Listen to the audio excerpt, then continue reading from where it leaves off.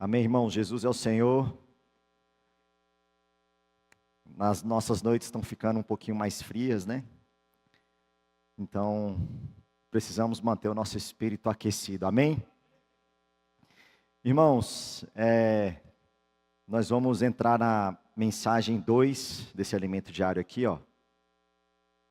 Você quer receber o cuidado de Jesus? Faça essa pergunta para o irmão que está do seu lado. Você quer receber o cuidado de Jesus? Eu quero, fala assim, eu quero. Eu também quero receber o cuidado de Jesus. E o tema da nossa mensagem é: antes que Abraão existisse, eu sou. O capítulo 8, a leitura bíblica proposta é o capítulo 8, dos versículos 37 a 59, que aí finaliza o capítulo 8. Amém? Então esses são os versículos propostos dessa mensagem que nós vamos desfrutar hoje. Vou orar aqui para nós. Senhor Jesus, obrigado, Senhor. Podemos desfrutar do Senhor como um grande eu sou, como aquele que existe desde antigamente, na era passada, vai existir na era futura e existe hoje. E também trouxe à existência todas as coisas, principalmente as nossas vidas. Senhor, nessa noite o Senhor possa trazer à existência também um coração novo para todos nós, uma fé renovada para todos nós, uma visão clarificada para todos nós. Nosso coração possa ser uma boa terra para receber a semente que é a Tua palavra e frutificar. Senhor Jesus, por isso abençoa a igreja em Brasília, abençoa todos os irmãos aqui presentes, também todos aqueles que não puderam vir, o Senhor abençoe das suas casas, possamos todos desfrutar de Ti e da Tua palavra essa noite, Senhor. Aleluia! Amém! Irmãos, antes de entrar nesse tema do eu sou, queremos desfrutar com os irmãos aqui do capítulo 8 ainda, dessa parte que o Senhor falou da luz do mundo e da luz da vida. Aqui no capítulo 8, versículo 12, Jesus fala assim: de novo lhes falava Jesus dizendo: eu sou a luz do mundo, quem me segue não andará nas trevas, pelo contrário, terá a luz da vida. O capítulo 8 do Evangelho de João começa com a mulher adúltera.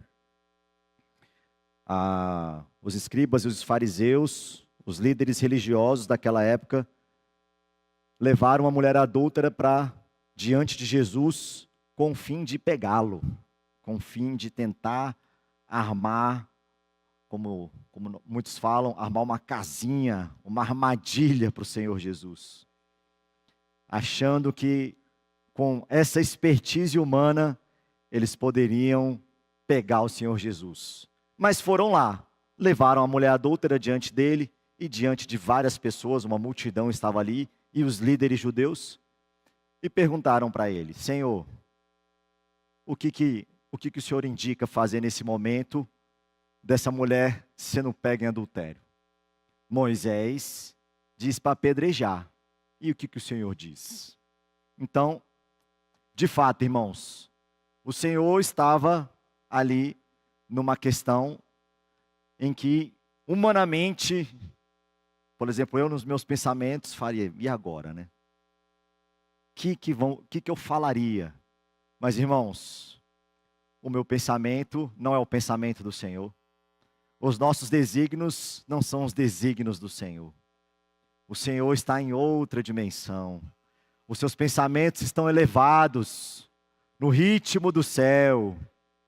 Mas eles queriam isso, porque se Jesus fala apedreja, ele estaria falando acerca da lei, sendo um com a lei, com as questões da lei, na qual ele estava fazendo uma transição. Ou se fala, libera, simplesmente, né? Libera ela. Eles vão falar: ué, mas você também não tem que guardar toda a lei?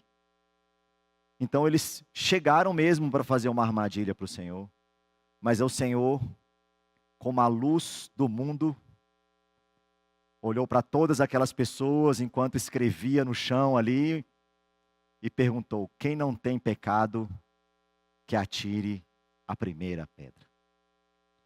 Então, todos ali, do mais velho ao mais novo, foi iluminado. Irmãos, essa luz do mundo, ela é a luz que faz separação entre a luz e as trevas. Se nós formos lá para Gênesis capítulo 1, nós podemos fazer uma comparação da luz do mundo com a primeira luz que o Senhor fala: haja luz, e houve separação entre a luz e as trevas. Né? Bem no começo do capítulo de Gênesis mesmo. Essa é a luz do mundo. Graças ao Senhor, irmãos, pela luz do mundo. Nós todos fomos iluminados pela luz do mundo. E ainda precisamos continuar sendo iluminados pela luz do mundo. Porque a luz do mundo, ela de fato expõe as trevas que há em nós. Porque nós somos pecadores, porque o homem caiu, em nós há o pecado, nós não podemos permanecer no pecado. E a luz do mundo, ela expõe as nossas trevas. Ó Senhor Jesus. Então, diante do Senhor e daquela mulher adúltera, todas aquelas pessoas, elas foram iluminadas com a luz do mundo. Mas no versículo 12, como nós lemos, fala assim: eu sou a luz do mundo, quem me segue não andará nas trevas, pelo contrário, terá a luz da vida. Então, além da luz do mundo, o Senhor também é a luz da vida. Graças a Deus, aleluia! Porque o Senhor, além de nos iluminar as trevas, os nossos erros, os nossos pecados, para que possamos nos arrepender de fato e nos voltarmos a Ele, o Senhor também nos dá uma luz de suprimento, a luz da vida, aonde todas as vezes que permanecemos nela, também somos supridos por meio dela. Ganhamos mais vida, deixamos pecados para trás, deixamos erros para trás, porque a luz da vida é a luz capaz de nos fazer amadurecer, crescer. É a luz que nos faz mudar, é a luz que faz mudar a nossa natureza. Essa é a luz da vida. Só que, nesse contexto dos líderes com o povo e da mulher adúltera, no momento em que eles receberam a luz do mundo, eles foram deixando a presença do Senhor. Eles foram se retirando. E no final das contas ficou só o Senhor e aquela mulher. Então, irmãos, nós precisamos, depois de sermos iluminados com a luz do mundo, permanecer na presença do Senhor. Nós precisamos permanecer na presença do Senhor para receber a luz da vida. E a luz da vida, em relação a Gênesis capítulo 1, na criação, ela se assemelha à luz do quarto dia. Gênesis capítulo 1, versículo 16. Eu vou ler com os irmãos.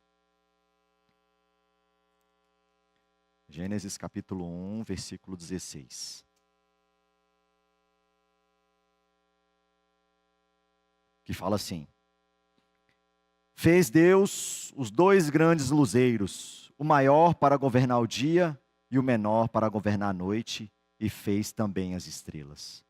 A luz do quarto dia se assemelha a esses dois grandes luzeiros, que é o sol e a lua, para governar o dia e governar a noite. Então, o que a luz da vida traz na nossa vida? Governo. Vamos repetir. A luz da vida traz governo para a minha vida. A luz do mundo traz arrependimento, perdão, mas a luz da vida traz governo. E o que o Senhor precisa na sua igreja? Ele precisa de governo. Então, irmãos, nós precisamos permanecer na presença do Senhor. Ser iluminado, muitas vezes, ou na maioria das vezes, dói. Porque nós somos expostos. O nosso orgulho é ferido. Né? Nós somos ali colocados diante do Senhor como um pano branco. Mas, irmãos, nesse momento, a luz da vida vem. E você pode mais um pouco ser governado pelo Senhor. E se você é governado pelo Senhor, a igreja também é governada pelo Senhor. Quão importante é a palavra de Deus. Porque a palavra de Deus traz governo para a igreja. Porque Jesus aqui é a palavra. Ele é o verdadeiro.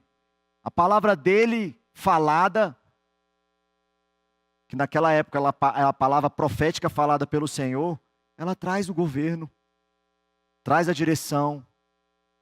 Nós ganhamos governo também, e o Senhor ganha encabeçamento nessa terra, para que a sua vontade possa ser feita. Olha a importância então da luz do mundo, que é o princípio de tudo isso, e da luz da vida, que é a continuação da extensão do governo de Deus nessa terra. Ó Senhor Jesus. Então, irmãos, nós precisamos, Nós precisamos deixar o Senhor nos iluminar com a luz do mundo. Nós não podemos permanecer nos nossos erros, nos nossos pecados, mas precisamos deixar o Senhor nos iluminar com a luz da vida. Amém? Agora, na questão do eu sou, propriamente dita, Nós temos aqui, no versículo 24 do capítulo 8, que fala assim: Por isso eu vos disse, por isso eu vos disse que morrereis nos vossos pecados, porque se não crerdes que eu sou, morrereis nos vossos pecados. Irmãos, acerca dos pecados, o salário, do pecado é a morte. Satanás, de forma astuta, enganou o homem, enganou a mulher no jardim, como a serpente. E aquele fruto do conhecimento do bem e do mal foi injetado um veneno, como se a serpente tivesse picado o homem ali. E esse veneno é o pecado. Trouxe morte para o homem. O homem, a nossa vida física, ela é mortal, passa-se os anos e nós só envelhecemos, e o fim da vida nessa terra é a morte. Espiritualmente, o pecado trouxe morte espiritual. O corpo, esse pecado, ele é a carne. A alma, ela se tornou principalmente o ego, uma mente corrompida, e o Espírito de Deus ficou adormecido, sem o preenchimento adequado do próprio Deus para o homem. Olha que tragédia é esse cenário, é esse quadro negro, obscuro em que o homem está inserido. E essa luz do mundo, como falei, ela traz tudo isso. Só que o Senhor se colocou aqui, nessa luz do mundo, como eu sou. Irmãos, para que todo vício do pecado seja eliminado da nossa vida, para que possamos vencer diariamente, nós precisamos do eu sou. Nós precisamos de Cristo como tudo que Ele é. Essa frase, o eu sou, ela é impactante, mas ela ainda não consegue traduzir tudo que Cristo é para combater os nossos pecados. Então Ele falou, eu sou. Se você acha que você não consegue deixar um pecado, um vício, algo que te atrapalhe de buscar o Senhor, de desfrutar o Senhor, de viver o Senhor, Cristo é o eu sou. Nós nos podemos, a todo momento, irmãos, nos voltar ao eu sou. Como diz no versículo 24, se não crerdes que eu sou. Então, irmãos, nós precisamos crer que Cristo é o eu sou. Esse eu sou é capaz de vencer todo o pecado, com a sua luz do mundo e com a sua luz da vida em cada um de nós. Ele é o eu sou. É desse eu sou, irmãos, que nós precisamos viver. O Senhor, Ele como eu sou, Ele traz a existência, a vida de Deus. Ele traz a existência, a graça de Deus. Não é verdade? Por meio de Cristo, veio a graça e a verdade. Então, tudo aquilo que Deus é, na sua realidade, na sua essência, em que nós não podíamos tocar, Cristo, como eu sou, como graça e verdade, chegou a todos nós. Irmãos, eu fico muito feliz e encorajo os irmãos também a ficarem muito felizes, a poderem desfrutar do eu sou. Que revelação, irmãos. Que revelação nós termos a fonte desse universo como eu sou, para nos suprir todas as nossas necessidades, as nossas carências, para que possamos vencer todo o mal que há em nós, todas as trevas que há em nós, todo o pecado que há em nós, porque Ele é o grande eu sou. E por meio disso, Cristo quer iluminar cada um de nós com a sua luz da vida, para trazer governo na nossa vida, para que possamos cada vez mais ser santos e deixarmos todos esses vícios, todos esses pecados, para que o Senhor tenha vez na nossa vida e que possamos fazer a sua vontade. Amém? Ó Senhor Jesus. Ó Senhor Jesus. Vamos lá. Irmãos, nesses versículos aqui, do capítulo 8, tem da mulher adúltera, e aí o Senhor falando da luz do mundo, aí aqui do 21 ao 59 ele falando dele, da sua missão. O que nós vemos é o Senhor tendo um diálogo com os líderes judeus daquela época. E os líderes judeus daquela época tentando de todas as formas pegar o Senhor, tentando de todas as formas entender as palavras que o Senhor falava, mas que no fundo, eles queriam era discutir com o Senhor, arrazoar com o Senhor e terminar com a vida do Senhor Jesus. E fazer com que o Senhor pudesse se calar. Mas como não era chegada a hora, a gente pode ir acompanhando pelos capítulos, né? O Senhor, ele então não caía na armadilha final deles, de ser apedrejado, de ser preso. É o que nós vemos aqui. E todos esses diálogos com o Senhor, ele trazia o testemunho que ele dava, porque o Pai o garantia isso. O Senhor trazia a sua palavra, porque o Pai o dava essa sua palavra. Só que os líderes judeus, eles não entendiam. Por que eles não entendiam? Por causa de duas situações. A primeira, tudo que o Senhor deu para eles, o povo judeu, o povo escolhido por Deus, toda a sua lei, todas as suas ordenanças, eram para ser praticadas, irmãos. Vamos falar assim, na vida, apesar de ser um termo nosso, né? Na vida, era para ser praticada com foco em Deus, com foco em agradar a Deus, para que quando viesse o Cristo, o Messias, que eles estavam esperando, que a profecia tanto já falava, eles pudessem receber o Senhor e falar assim, chegou, é Ele mesmo. Agora a lei apontou para Ele, e agora vamos escutar o que Ele vai nos falar. Só que não aconteceu isso. Todos esses preceitos que o Senhor nos deu, que o Senhor deu a eles, a lei, eles transformaram em ritos religiosos, em preceitos humanos, em situações posicional, né, de cargo, posição. E irmãos, precisamos lembrar do seguinte, né? Nós temos o pecado em nós. E por causa disso, o homem tem as suas fraquezas. E as fraquezas do homem é poder. Uma das fraquezas do homem é poder. Não tem jeito, o orgulho humano, ele carece de glória, de vanglória. E isso tudo, e toda palavra que o Senhor falava, ia de encontro com toda a posição, com toda a estrutura que eles já tinham feito há milhares de anos, vivendo esses rituais, todas essas situações. E quando o Senhor trouxe a sua palavra, que era do próprio Pai, para eles não conseguiam absorver. Então, esse é o primeiro motivo. E o segundo é a consequência desse primeiro. É que por causa disso, o coração deles se endureceu. Então, irmãos, isso é uma lição para todos nós. Nós não podemos nos apegar no tempo que temos de filhos de Deus, de cristãos. Seja um recém-convertido a um irmão que já tem aí décadas de viver cristão.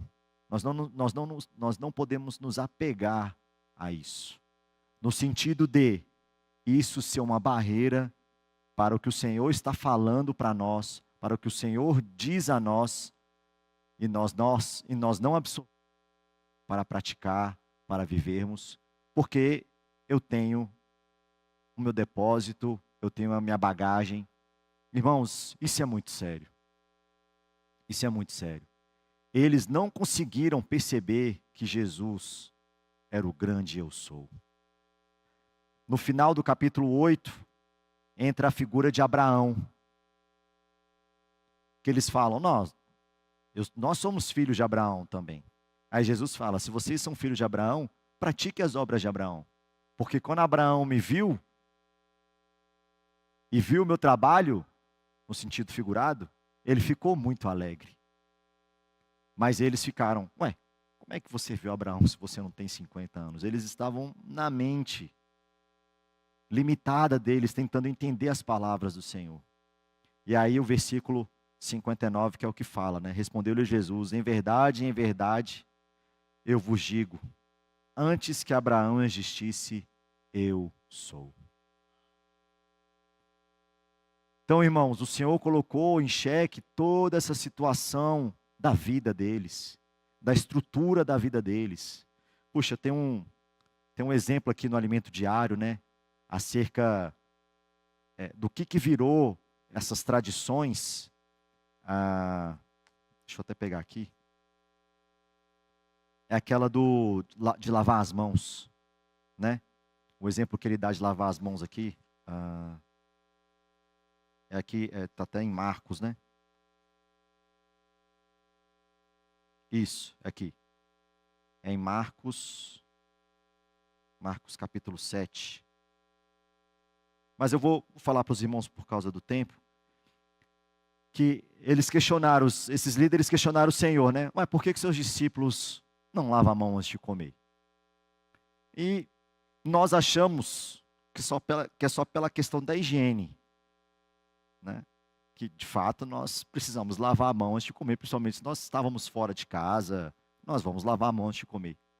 Só que, irmãos, por trás disso, o Senhor deixou essa cena acontecer com os líderes judeus, por quê?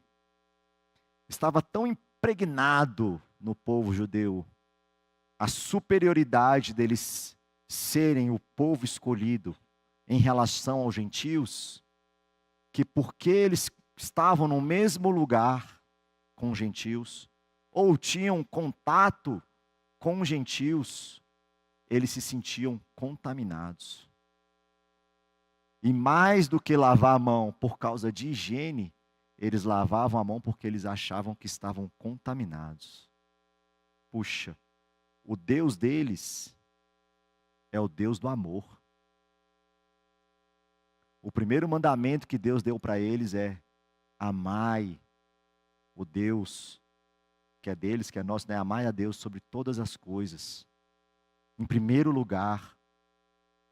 E se você ama a Deus em primeiro lugar sobre todas as coisas, você vai amar o que Deus ama. Só que eles, por causa das suas tradições, deixaram isso entrar de tal forma na vida deles que eles achavam que estavam se contaminando, irmãos. Olha que absurdo.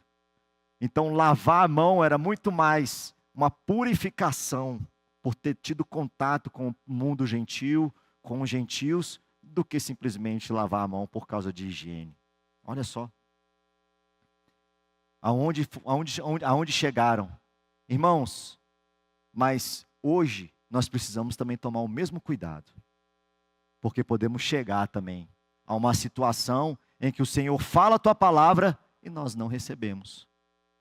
porque eu acho que tem que lavar a mão antes de comer. Entendeu? Senhor Jesus. Então, irmãos, em toda essa situação, o Senhor, Ele expôs para mostrar que Ele é o eu sou, o verdadeiro. E que o nosso coração, então, precisa ser simples e obediente. Quando nós desfrutamos da palavra do Senhor, muitas vezes nós nos apegamos às revelações. Mas as revelações são boas mesmo, as novidades. E o Senhor constantemente fala para nós as novidades e as suas revelações. Mas nós não podemos nos apegar só a isso. Nós precisamos nos apegar à palavra que trouxe essa revelação. Porque senão nós podemos ficar presos no tempo baseado só na revelação. Não sei se eu fui claro. A palavra que trouxe a revelação é nela que precisamos nos apegar. Porque, por exemplo, nós já desfrutamos do Evangelho de João quantas vezes? Né? E olha que eu comecei a reunir, já estavam na cristalização. Então teve o estudo vida antes, depois veio a cristalização. O irmão Dong deve ter entrado umas 2 vezes. E agora com o irmão Pedro Dong nós também já entramos umas 2 vezes no Evangelho de João. Mas irmãos, o quanto essa palavra que está sendo trazida para nós, ela é cheia de novidades. Aí onde eu quero chegar mas nós temos que nos apegar à palavra. Porque se nós pegarmos só a novidade, nós podemos parar e ficar preso só na novidade. Ó Senhor Jesus, mas graças ao Senhor porque Ele é o grande eu sou. E Ele traz essa novidade de vida para todos nós. Então, irmãos, precisamos cuidar dos nossos corações. Precisamos cuidar de não ficarmos ancorados à nossa bagagem para o que o Senhor quer dizer de novo, né? E a palavra que o Senhor dizia, que é a palavra profética da época, e a palavra profética que está sendo dita para nós hoje, está sendo espalhada por esse mundo.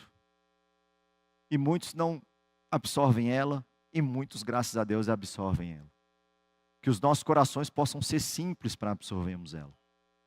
É isso que o Senhor está pedindo de nós hoje, simplicidade e obediência. Para fechar aqui, os irmãos viram aí, né, a experiência que nós tivemos quarta-feira. Nós fomos lá no Proem, que é um colégio ali na 909 Sul, que é um colégio que cuida de jovens adolescentes em situação vulnerável, socioeconômica vulnerável, né? Então, tem situações bem delicadas, né? Nós não tivemos um contato com essas situações, porque coincidentemente estava tendo um evento. Por que nós aparecemos lá, irmãos? O irmão Márcio Comportor abordou a Cláudia, que é orientadora pedagógica desse Proem, no aeroporto. E aí, como as histórias se complementam, né? Aí o irmão Enio, que coordena os nossos comportores, contou a história de que o irmão Márcio já tinha sido expulso ali do aeroporto 4 vezes, né? Mas ele estava com um sentimento muito forte de fazer mais uma investida, né? E ele encontrou a Cláudia, que é essa pedagoga.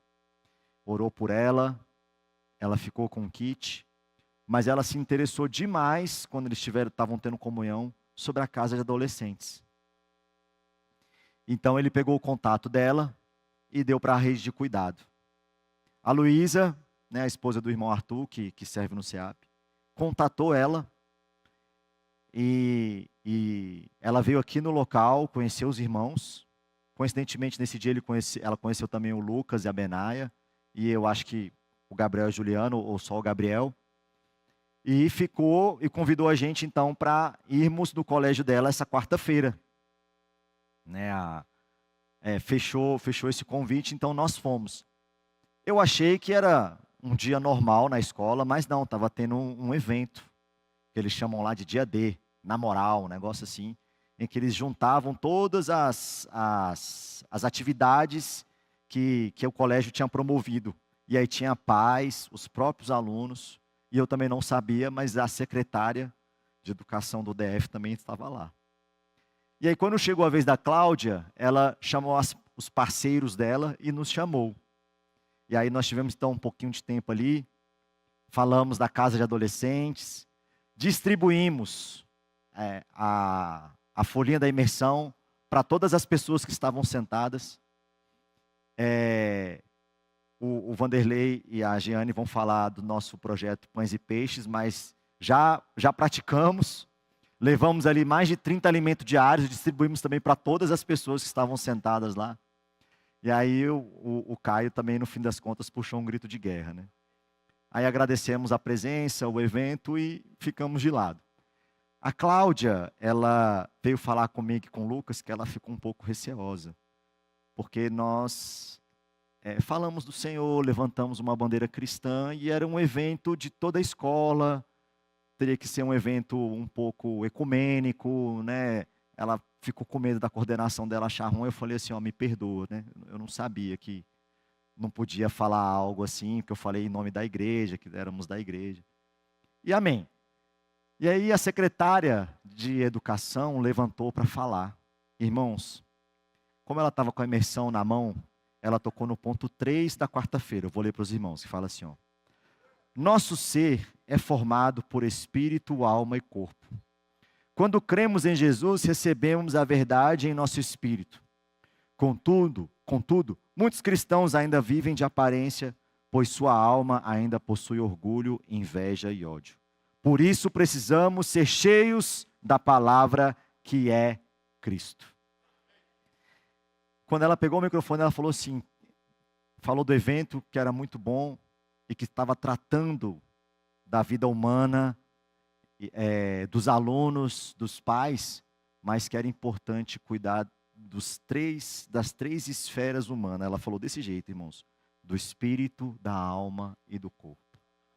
Quando a secretária falou isso assim, a Cláudia virou para a gente, fez um jóia assim.